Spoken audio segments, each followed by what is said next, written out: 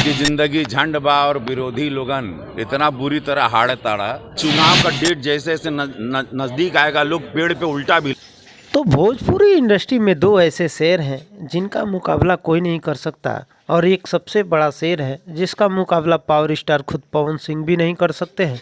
क्योंकि भाई साहब, पावर स्टार पवन सिंह मुकाबले की बात हो तो मुकाबला तो कर सकते हैं, लेकिन उनका रिस्पेक्ट इतना ज़्यादा है कि पावर स्टार पवन सिंह का मुंह भी नहीं खुलता।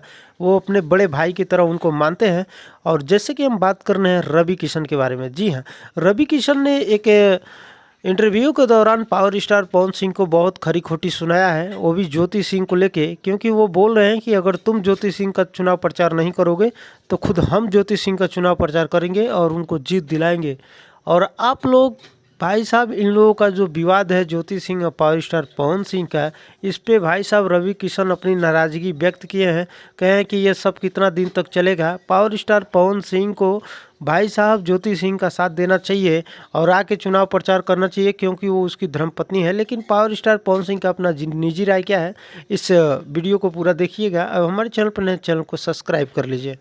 बाबू से आज उनके पिताजी को हम बड़ा प्रेम करते हैं, हम चिराग बाबू को भी प्रेम करते हैं, लेकिन ये शब्दों का हम उनको माफ़ी मांगनी चाहिए नीतीश जी से। उनको डेफिनेटली आज ही माफ़ी मांगनी चाहिए। ऐसे शब्दों के लिए इतना सम्मान है नीतीश बाबू का पूरे बिहार में, उनको जेल भिजवाएंगे। ये कौन बात भई लो, ये कौन बोली बा?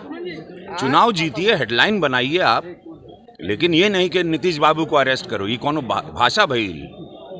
गलत बात। पर एक गाना तेजस्वी यादव ने आज प्याज की माला भेंट की है नीतीश कुमार को और बीजेपी को, कहा है कि माला पहनिए, पहले आप घूमते थे, अब प्याज की कीमत बढ़ गई। अभी चुनाव का डेट जैसे जैसे नजदीक आएगा लोग पेड़ पे उल्टा भी लटक जाएगा।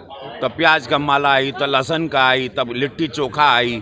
तब बौरा के जौन करे के बाद सब लोगन के